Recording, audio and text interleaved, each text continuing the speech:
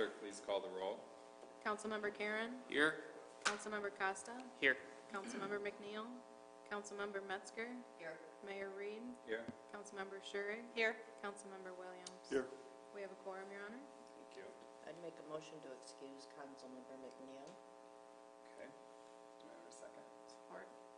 All those in favor say aye. Aye. Opposed, same sign. Motion carries. He's excused for being out of town this evening. We'll start our meeting this evening with the Pledge of Allegiance. If you could please stand.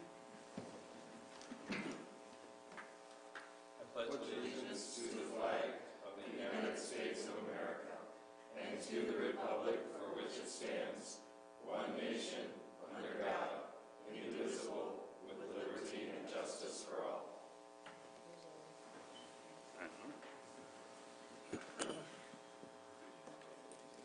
Okay, looking at our agenda for this evening, to approve the agenda, we'll begin in a second with public comment on agenda items.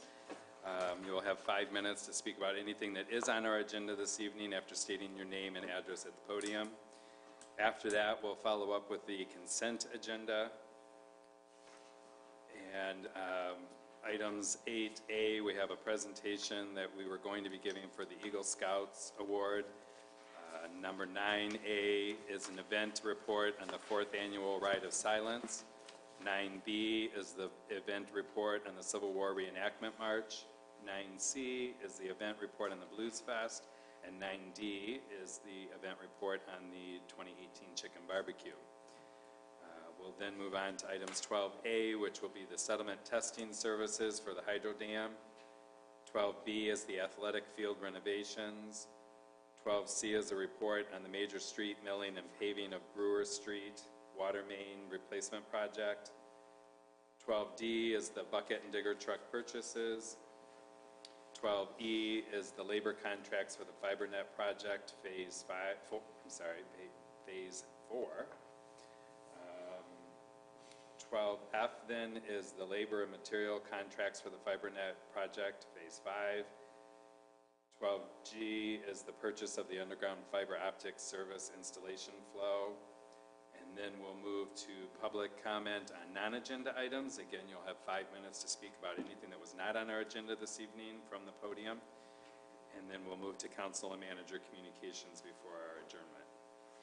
So the only addition or deletion is our item 8A, the Boy Scout Eagle Scout Award. We're going to postpone that this evening. The family had a medical emergency that they needed to attend to, so we'll just hold that award and issue that when we know, hopefully, that they'll be available. Any other additions or deletions to the agenda as read? Move approval of the agenda. Support. All those in favor say aye. Aye. Opposed, same sign. Motion carries. Okay, so we're at the point of the meeting where we have public comment on any agenda items. Anything on our agenda this evening that you'd like to discuss, you have 5 minutes at the podium.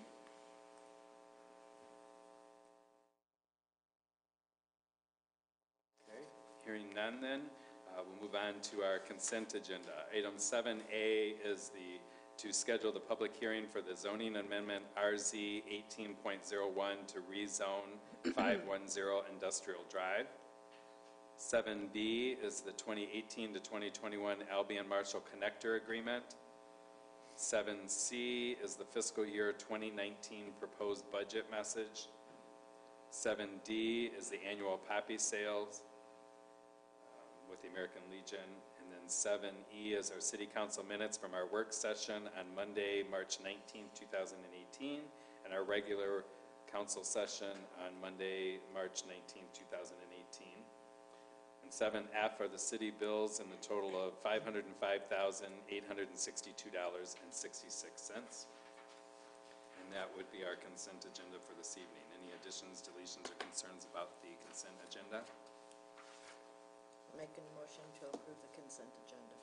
Support. And we'll do a roll call, please. Member Costa. Yes. Member Metzger. Yes. Mayor Reed. Yes. Member Schurig. Yes. Member Williams. Yes. Member Karen. Yes. Motion carried. Thank you. Excuse me. Moving on then to item 9A, which will be our first event report for the 4th Annual Ride of Silence.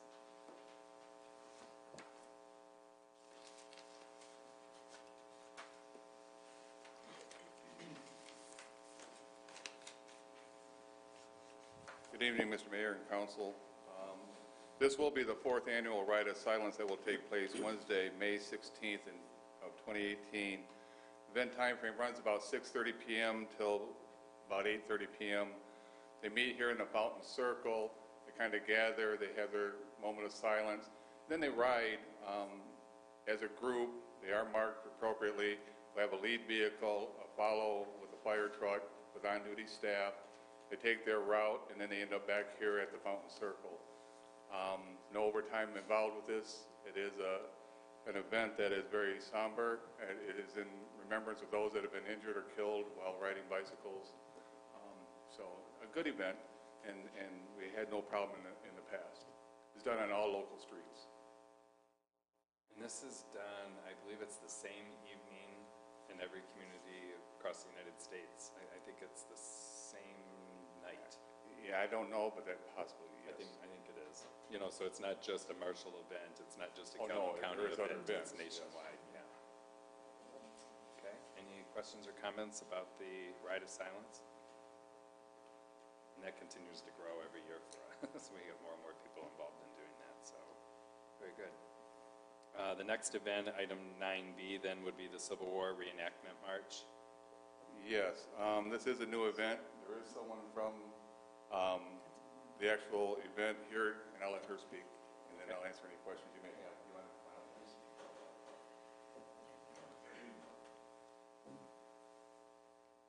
I'm Michelle Banky.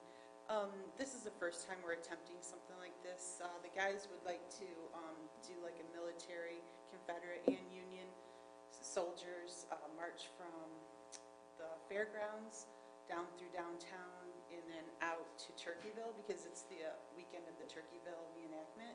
It's kind of like to publicize the event that it is going to be going on. Right now, we have 16 committed people. We have like 91 interested on Facebook. However, I don't really anticipate that many.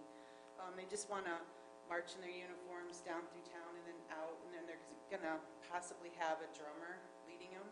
And I've talked to the Calhoun County Sheriff Department, and they have graciously said that they would ride along on posse, if possible, to protect the guys and things like that marching out. That's a I'd like long to- That's a long. It is a long way. Are they going to have wool on? That's a long Yeah. ways. Yeah. Wow. They're going to switch into walking shoes right outside of town. And they're not going to march in their brogans all the way up there. Yeah. Yeah. They're sitting there. Well, it would be awesome if you had 91 interested parties that. Oh, I wish it would be Yeah. that big, That would be but great. the first time I don't really anticipate it, but, it would be awesome if that many showed up. We're gonna, try to have them bust in to the Calhoun County Fairgrounds, so then they can march back out, so there won't be any cars parked there. Should be pretty awesome. Well, I think it will be awesome, and I think these events continue to grow. There's always the first annual, but, Right. they grow I hope every it year. does take off. Yeah, very good. Any other questions? Where do we sign up? Is that what the question is? Give me your name and number. We'll do the water table. Yeah, many of them. Yeah. All right. Thank you very much. Just one other thing. As they come down on Exchange, they will go on to Green Street, down to the center, then out Kalamazoo. So that's through the downtown and be seen through the city. We cannot get another permit on Michigan Avenue for this event. Okay? So it'll be local streets. Thank you. Construction, do you want to know on that?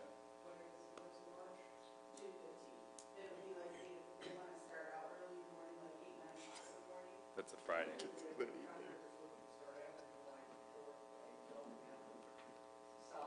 a long one. And we will make arrangements if construction. Yeah. Okay? Thank you, Michelle. Thank you. Item 9C then is the event report on the Blues Fest. Blues Fest is again this year on June 23rd. It starts actually Friday night when we start blocking off North Eagle for the fencing and the beer tent and those items. So it's gone every year. We still notify the merchants that are on North Eagle. They say that it's okay, and we do what we do. But then the actual closure of Michigan Avenue starts right around 11 a.m. and it goes till midnight of that evening on the 23rd. This year, we're looking at enhancements as far as some safety concerns that have been brought up in the past. So we'll address those, and it'll fit in aesthetically with the event. And it's going to, again, the music and people in the community know what's going on, and they do play a little late. Then clean up. By the time that's done, you're usually looking at about 2 to 3 in the morning. But we try and get Michigan Avenue open, move everything to the side streets, and then we finish from there. And there will be some added security and law enforcement down there during this event. And remind me again what happens Friday night after 5 o'clock? Yes, then that is where they cone off for the parking area. They have to put fencing up ahead of time and get things ready to set up the tents Is on that all North of Eagle. North Eagle, the 100 block of North Eagle, or is it? Yes, Okay, yes. just so I know. Okay. Any questions or comments about Blues Fest? What year is it? Is it 12th annual, 13th annual? Something like that. I know we've done 10, 11, and maybe 12, so maybe this is 13th annual. Great. Very good crowd last year, so. Yeah.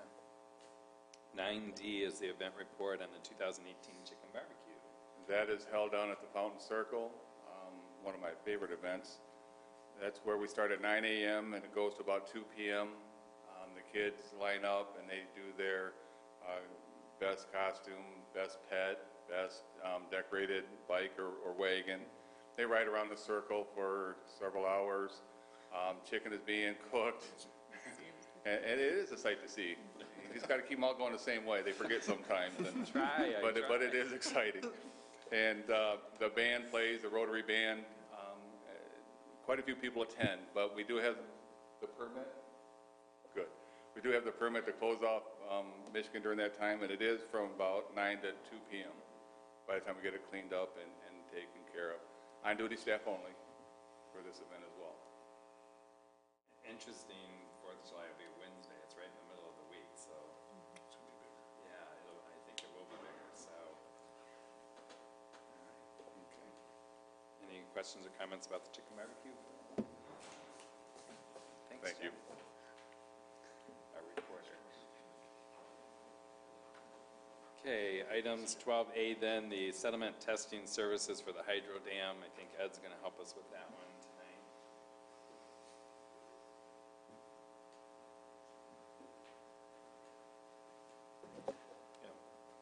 Good evening, Mr. Mayor and council members. Also have Paul Lamosha here this evening from Stantec Consulting in case you want to ask any real involved technical questions on the sampling process. He's the actual guy that put together the number of samples that will be taken and where they're going to be taken. I'm not going to go through, unless you'd like me to, that whole diatribe I did on the on your board report, but I will say back on July 24th of 2017, the council convened a public forum to seek input on different remediation options of the earthen embankment for the hydroelectric facility on the Kalamazoo River. And the remediation is something that's mandated through the Federal Energy Regulatory Commission, FERC, as it's called, mainly due to 3 reasons. One, the dam is leaking, continues to leak. There's heavy tree growth on the facility. In fact, I had the trees counted, 91 trees on that earthen embankment, and they're of large size. And see, the third item was that the dam is low in some areas, and it could experience an overtopping during a significant rain event, which would then cause a catastrophic failure of the dam. So FERC's requiring that we do something with that earthen embankment portion of the dam. So back on July 24th again of 2017, there was the public forum held, which has received public input on the solutions to the various options. And the options are, 1, to remove the dam. Really, that's option 3, but to actually breach the dam and remove it. Another option would be to fix the earthen embankment portion of the dam through building a cofferdam around it, dewatering inside it, and fixing it in place without lowering the pond. And the third option is actually to lower the pond and fix it in a dry mode, completely dry with the pond taken down. So as a result of the public forum, there was a lot of questions asked because we had taken 6 samples previously to come up with this, and it was viewed as, and those were just to find out really what was in the ground, because prior to taking those, it was communicated to us that people didn't think, including even the state DEQ and DNR, that there was going to be a problem with sediments in the dam. But we took those 6 samples just really at the request of DEQ and DNR, and lo and behold, we found some significant contamination in the bottom part of the sediment that then caused us to really have to expand this whole process and go through an extra step if we're going to lower the pond on it. So that's when Stantec sent an RFP out to 4 different qualified consultants to do the sediment sampling. It'd be 75 to 100 different samples taken all the way up to where the impoundment basically just becomes where the river is, and different what they call transects, and Paul can explain that better than I can, but the crossings of the river and the number of samples taken in each of those crossings. And we got, out of the 4 that was sent out, we got 2 bids back. One was materials testing consultant from Grand Rapids, MTC. Another one was for $133,632.20 from MTC. And Trimedia Environmental and Engineering they have an office here in Marshall for $167,110. And between Paul and myself, we really went over those proposals real closely and quickly discovered that MTC really didn't conform to the RFP. They wanted to use their general conditions, and particularly the indemnification clause, which said that the city would indemnify them if there was a problem, rather than just the opposite, as that was in what was really in the RFP. So that caused us a lot of grief because discovered was 4 gas and petroleum pipelines crossing the river in the transect areas, plus our water main that crosses right through the dam itself. So, it's be a significant risk when you're doing sampling if you was to damage one of those, and the consequences of that would be catastrophic, of course. So after, so we determined, I did determine that the bid was from materials was non-conforming, and we disqualified that bid, and recommend that we go with Trimedia Environmental Engineering for $167,110 to perform the sediment testing. That's it in a nutshell.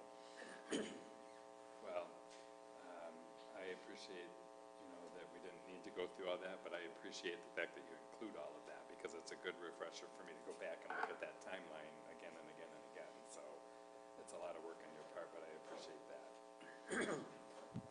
Any questions, and do we want to invite Paul up if there's Sure. anything he'd Paul? like to add? Thank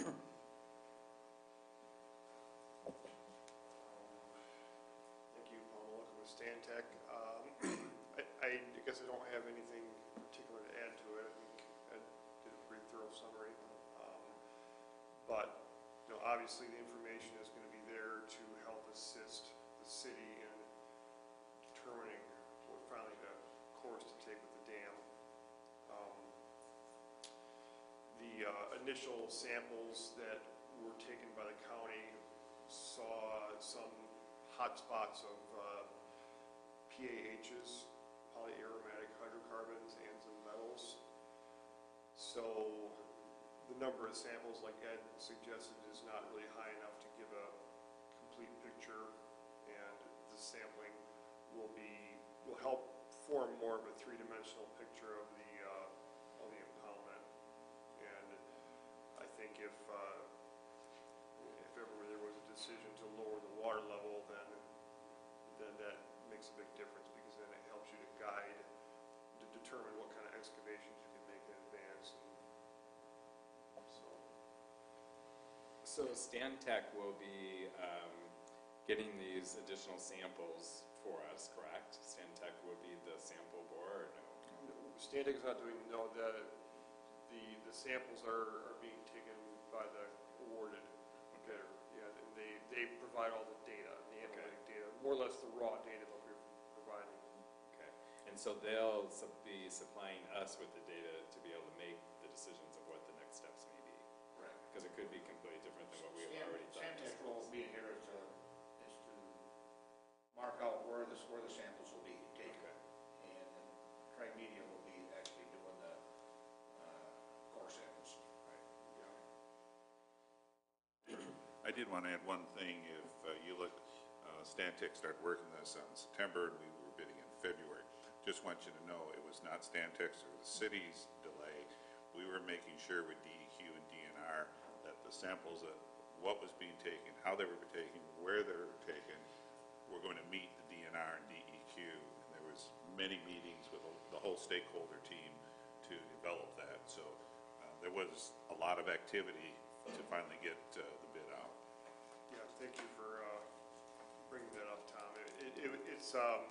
There's a lot of back and forth behind that RFP document between the city, Stantec, and the state agencies to make sure it's going to get the kind of information that they need.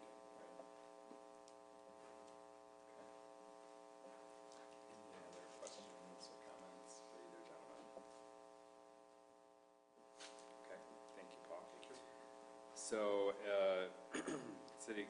City Council is being asked to recommend approval awarding the dam impoundment sampling services contract to the only conforming bidder, Tri-Media Environmental and Engineering of Marshall, Michigan, in the amount of $167,110 with a $16,000 contingency, and to authorize the city clerk to sign that contract.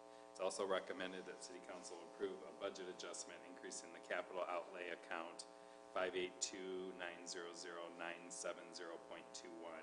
by $183,110. Do I hear a motion? So Support. Need a roll call, please. Member Karen? Yes. Member Costa? Yes. Member Metzger? Yes. Mayor Reed? Yes. Member Schurig? Yes. Member Williams? Yes. Motion carried. Thank you. Item 12B then is our athletic field renovations. Kristen's going to help us with that one. Thank you, Mr. Mayor. I'm here on behalf of Justin, the Recreation Superintendent. He's been out on a conference today, so I'm helping him out. Last year, Marshall Recreation received 2 grants, one from the Calhoun County Visitors Bureau and one from MEDA in the amount of about $12,500 for the 2 of those grants. This year, they applied for and received a $25,000 grant from the Community Foundation. The crux of the money that came from MEDA and the Visitors Bureau had to do with how many people those athletic fields bring in on weekends for tournaments. And because of the quality of our fields, we've been losing some of those tournaments. So they wanted to put money towards upgrading the fields, which is what this $40,000 is set to do. They're going to do assorted things to the infield, bring in new material, fix some edges of the grass and dirt infield, add some other stuff, the clay brick, and I'm not sure what the clay brick is, but they're adding it. So they put this out for bid. They got 3 bidders. Water management specialist is the low bidder at $40,000. So we are asking council to award this contract to water management specialists, adjust the budgets, as this was not a planned expense. We didn't know this money was going to be awarded to us, but we'd like to get this done before the season starts so that we have the better fields. The net effect ends up being the additional $3,300 will be covered by the recreation fund in their fund balance. Okay. Water management specialists, do we know where they're out at? I do not. Any other questions for Kristen or about the athletic field renovations? I have a question, but it has nothing to do with the renovation itself. Have we started a request for proposal for the concession stand yet? Not that I'm aware of. Because I know we didn't have anything last for operations of the Yes, stand. yeah. I will ask Justin. Just for a follow-up on that, because I do remember that was part of the discussion last year, that it had dwindled over the years and then there wasn't anything at all. So if we're going to improve the fields and put $40,000+ into it in order to attract more, it's probably something that we need to look at to make sure that if you build it and they come. Did we not operate it last year? or I don't did think it we? was open Okay. at all last year. Just for your information, they are out of Mason. I don't think a request went out last year, Kristen. Okay. I will follow up with Justin and get back with you. Kristen, in your opinion, or in Justin's opinion, these are really great improvements to the field. Are there any other, items that would be on the top of the list that would help? Like, are you aware of other things that need to be, thought about there? Oh, there's plenty of things down at we've had issues recently with the bathrooms, with the outgoing sewer line. Mike is pretty familiar with that issue. We're trying to determine why all of a sudden it started. We can't, but that's an issue and something that's going to have to be dealt with. We've talked to Justin a little bit about getting pricing for doing that, to see if we can do, did we discuss trying to do some of that in-house, Mike? Yeah, we think we can do it in-house, but there's still expenditures.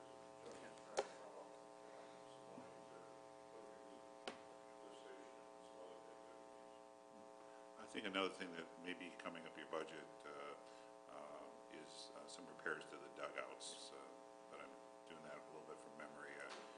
We can let you know on Saturday when you see the budget what else might be on the list. Another thing that, which is a huge expense, is replacing the lighting system. And that is something that we have a very old lighting system there.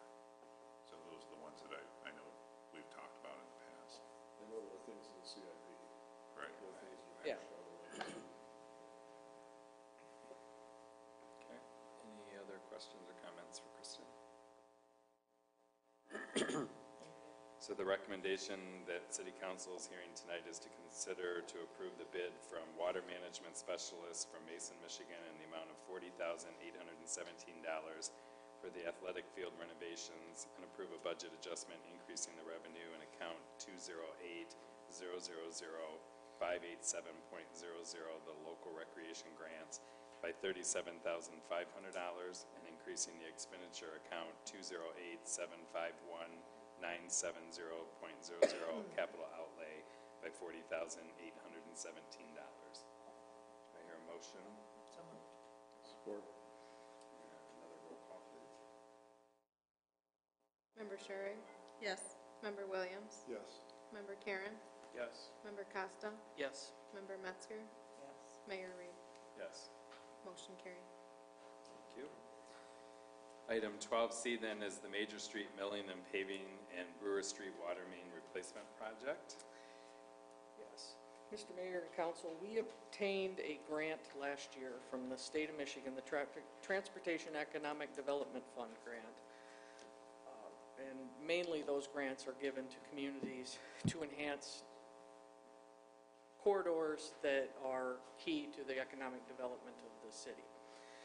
To that end, I requested North Brewer to be repaved. It's got some issues and it ties downtown to I-94. We were granted those funds. We have to match 20% of that.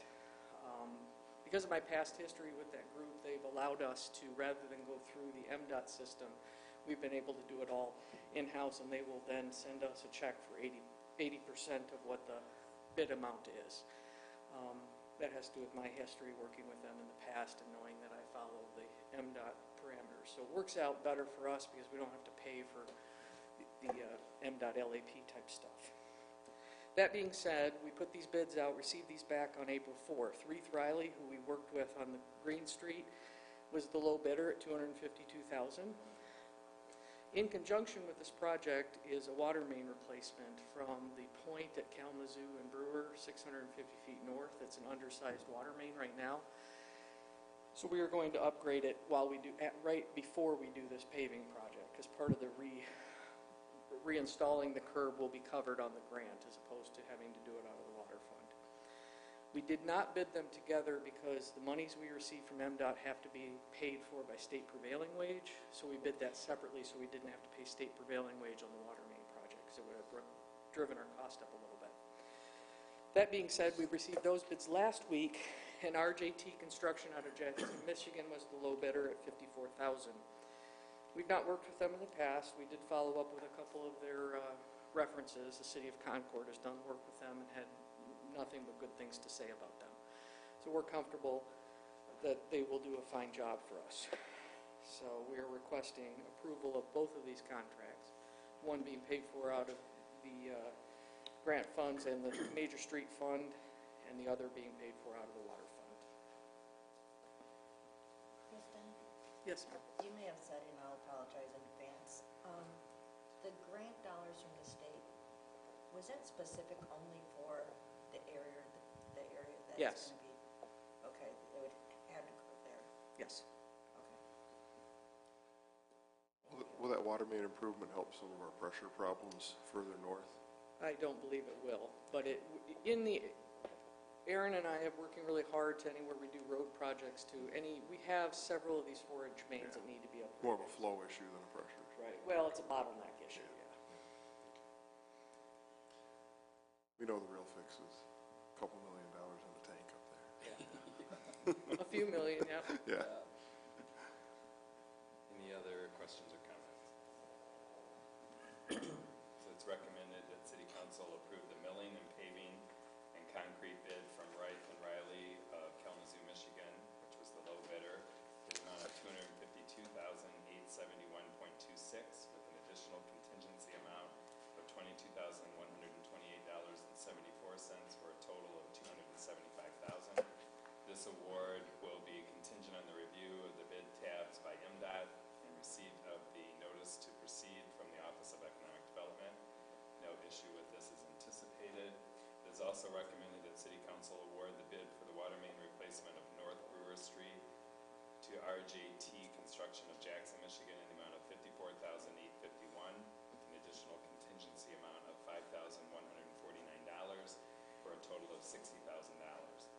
It's also recommended that council approve the budget adjustments of $202,297, increasing the revenue for account 202-000-570.00 from the State Operating Assistance Fund to account for the reimbursement from MDOT for the road improvement portion of the project that was not budgeted for. So moved. Support. Do a roll call when you're ready. Member Metzger, Yes. Mayor Reed, Yes. Member Schurig, Yes. Member Williams. Yes. Member Karen, Yes. Member Costa. Yes. Motion carried. Thank you. Item 12D then is the bucket and digger truck purchases. Mike's going to help us with that. Hi, Mike Hackworth. I'm here representing Motor Pool tonight. So for the last few months, we've been coming to you asking for authorization to purchase a number of the large replacement of the larger, more expensive equipment that we have. Tonight is we're asking you to authorize the purchase of the last two items on that list, and that is the bucket truck and the digger truck. So starting a few months ago, Chris and I began working with Ed and his people to refine a request for proposal on equipment they needed. We brought in, we had different providers bring trucks in, we demoed trucks, we looked at different offerings, and I think we came up with a spec that fits their needs, but it also is a good price.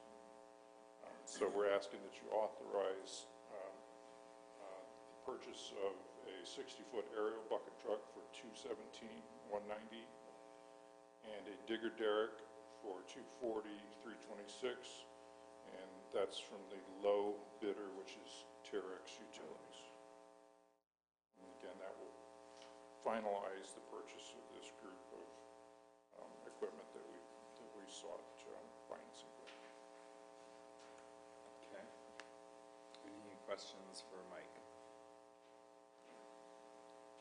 Will both of these be used primarily by the electric Yes, department? exclusively by the electric department.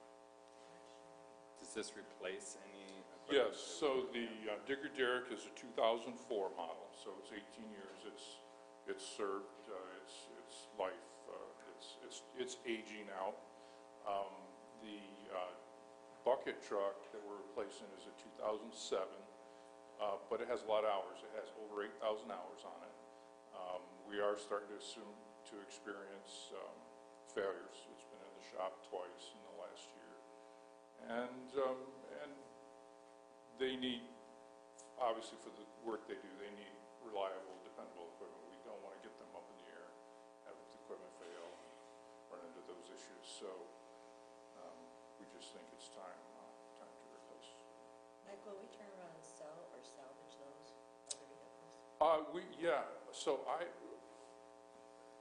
So the people that we brought in to demo the new equipment admired the condition of our existing equipment. We do a good job maintaining it. It's housed, so it looks well. And so they're confident that they will bring good money on the market. I can't give you a dollar amount because I've not had much experience reselling these utility trucks. So I don't want to offer an amount of what they bring, but we will, I think we haven't really discussed, but I think we'll probably expand how we market these for resale, our advertising and those things. I think we'll expand our reach, maybe go to Jackson, Kalamazoo, and let a little broader group of people know that these buckets, these utility vehicles are up for sale. And then the site we use is a national site, probably international, but a national website we've had good luck with. So I'm confident that they'll bring it. And then the proceeds, would they offset the costs of the new equipment? Yes. Well, they go into the motor vehicle pool fund as Yes. well, which we budget for yearly and anticipate. Mike, what's the anticipated construction date to get them delivered? Yeah, it's 10 months to 12 months for delivery. So that's another thing that pushes us. So with the combination of the economy being good and the specialization of this equipment, let's say we did have a failure, we would find ourselves in a leasing situation for maybe a year waiting on a purchase. So that has to be on the specialty items, has to be figured into the calculation, knowing that it might be a year before. And we really stress to the providers, to the builders, that was important. And even saying that, they both came back with essentially the same. It was all 300 to 365 days, for both of them. So that's apparently what the market is right now. So again, that's another thing that factors into the decision to come and ask for authorization this time. Any other comments? So the recommendation is to approve the purchase of the bucket and the Digger Derrick truck from Tarek Utilities of White House, Tennessee, and to enter into the lease-to-own agreement for $457,516 in purchases from a provider approved by the finance director and the city manager. Seek a motion. So moved. Support. We'll do a roll call, please. Member Williams? Yes. Member Karen? Yes. Member Costa? Yes. Member Metzger? Yes. Mayor Reed? Yes. Member Sherring? Yes. Motion carried. Thank you. Item 12E then is the labor contracts for the FiberNet project. Ed's going to help us with the next three.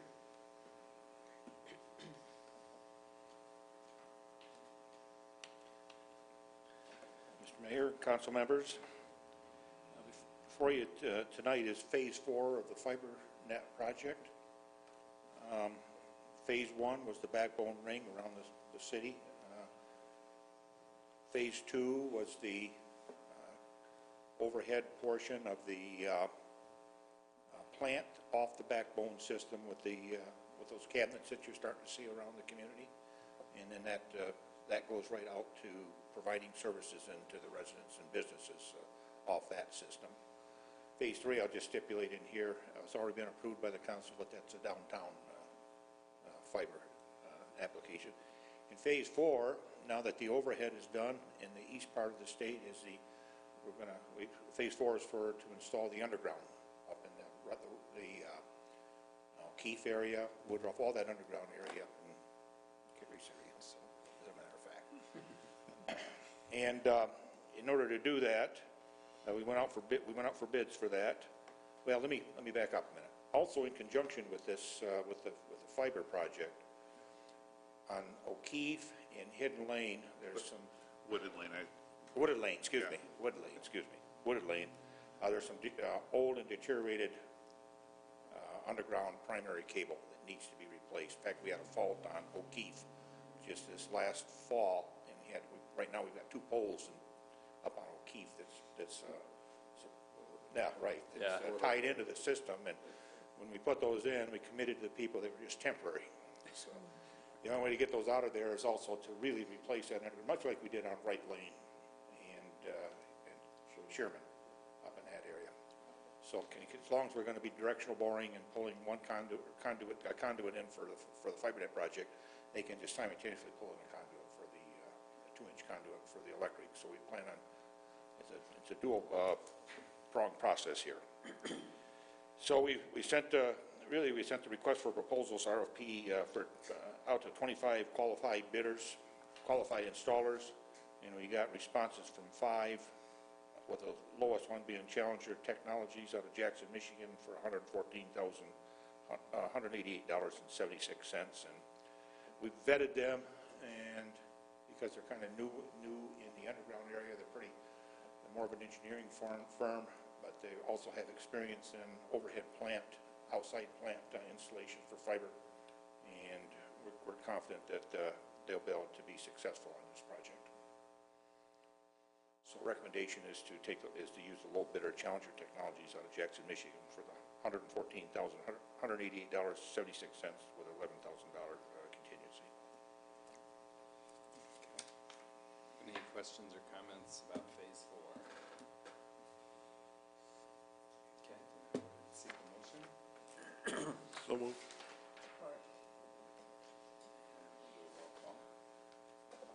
Member Karen? Yes. Member Costa? Yes.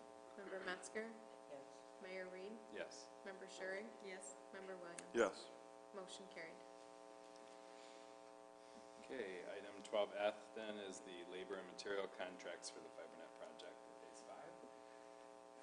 Phase 5 is the expedited portion of the FiberNet project, which would be the rest of the overhead plant.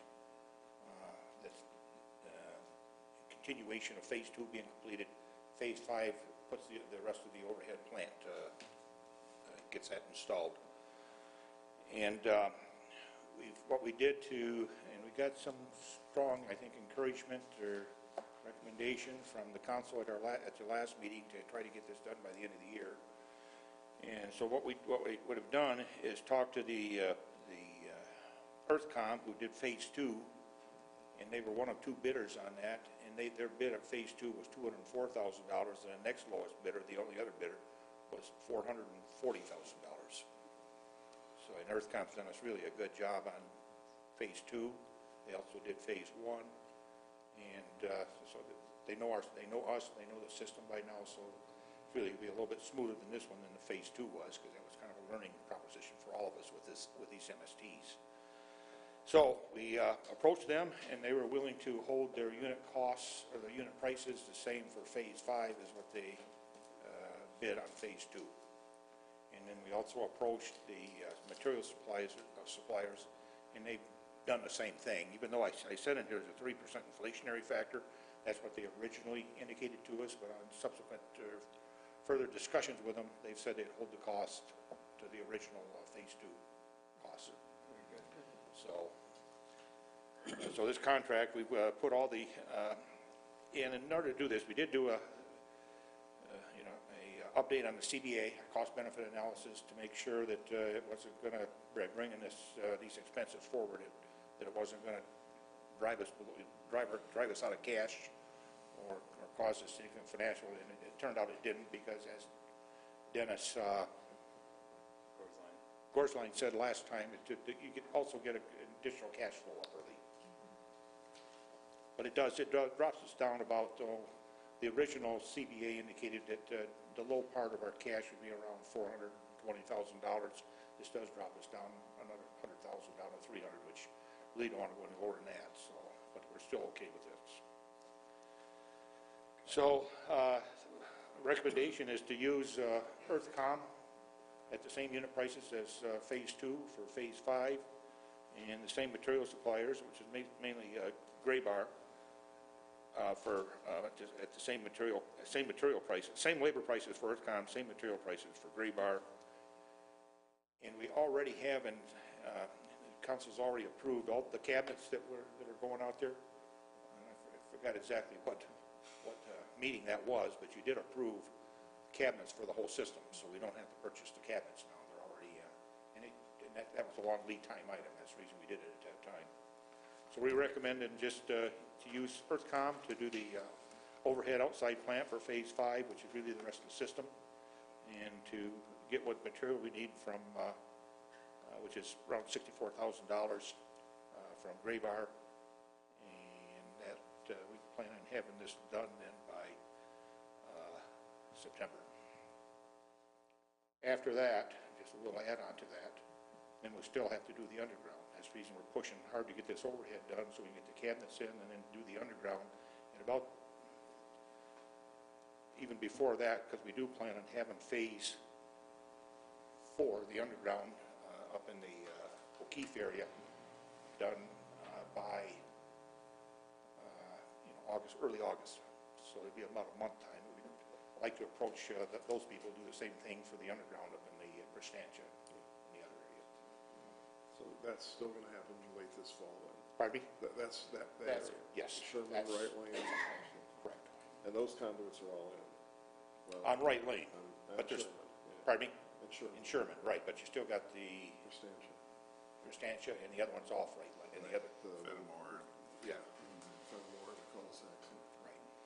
And So is that going to be another one we're going to have to approve then, is Yes. underground for that? Yes, yes, But the goal would be get that in before frost? yes. Or- Yes. Is that the only other underground area?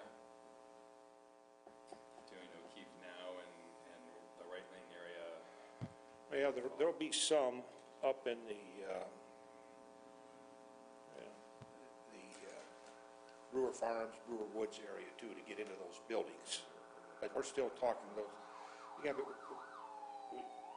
got to be a little careful up there, because we're talking to the association members up there to make sure that when we run those cables, that they're agreeable to how it's going to run. They're just not going to droop along the outside of the buildings, and we got to get inside to the actual residences, so. Pardon me? That's what WADA is. Okay. But yes, there'll be some stragglers, but not many. Okay. Any other questions or comments for Ed on Phase 5? So I would seek a motion then to approve. So moved. Support. And roll call, please. Member Metzger? Yes. Mayor Reed? Yes. Member Schurig? Yes. Member Williams? Yes. Member Karen? Yes. Member Costa? Yes. Motion carried. Mayor, if I could just comment quickly, I think that area, Sherman, Wright, up into Bristantia, and the other two dead-end streets there off Sherman, that and probably the condos, the Brewer condo area, those are going to be some areas where you're going to have a lot of business. Correct. A lot of That's our subscribers and probably people getting something more than the basic service, would be my guess. So Correct. there'll be a good return on the investment, but they're going to be some of the last ones getting the service, it looks like. Okay. Item 12G then is the purchase of underground fiber optic service installation plow.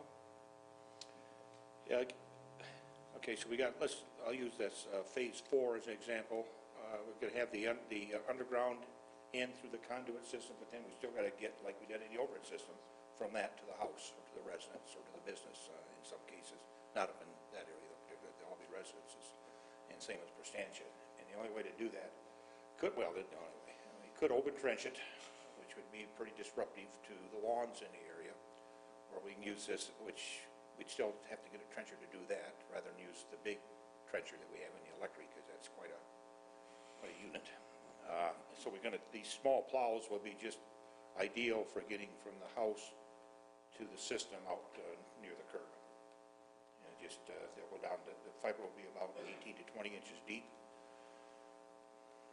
which, you know, to give us some conflicts will be sprinkler systems and the dog, invisible fence type things. But we're just going to have to work through those. Typically, if we cut something, we'll have to repair it. But it's this, doing it this way, looked what was in the CBA, we had 36,000. I checked to see what a contractor would cost. These services are going to cost anywhere from $400 to $700 to install, even including the cost of the trencher. And for a contractor to do it, it's over $1,600. So this is the most economical way to actually run the services and less disruptive to the residents' home lawn. So go ahead. Who would be utilizing this equipment once it's purchased? The installers? Pardon me? Who would be utilizing this piece of equipment? The installers that we have? Yes, our hired to- technicians, Okay. yes. I hate to keep comparing it to what we have today, but the last two times that cable lines have had to be run by our cable franchisee here in town, they just use a shovel blade to dig down about 2 inches if it's a good push, less than that. I mean, basically, they just get it out of sight, and it's right there. I mean, good hit with your lawnmower would probably tear the thing up.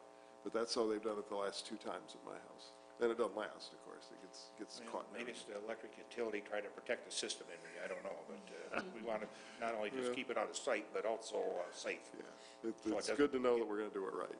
This is the right way to do it. Thank you.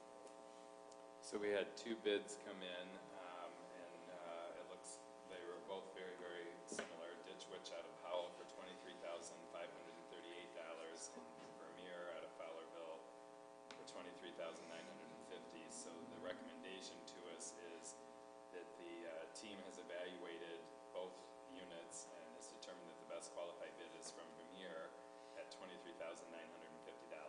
Both units are tracked rather wheeled, which reduces the amount of lawn damage. The units have remote controls, which provide the operator with a better field of view. So it's recommended by the FiberNet staff for the council to approve the purchase of the vibratory plow from Vermeer in the amount of $23,950 and authorize the city clerk to sign the purchase agreement. So I need a motion. So moved. Support. And one more roll call, please. Member Costa? Yes. Member Metzger? Mayor Reed? Yes. Member Sherrill? Yes. Member Williams? Yes. Member Karen? Yes. Motion carried. Thank you, Ed. So at this time, we would have public comment on any non-agenda items. If there was anything not on the agenda this evening that anyone in the chamber would like to discuss, you can have 5 minutes. Please come to the podium, state your name and address before doing so.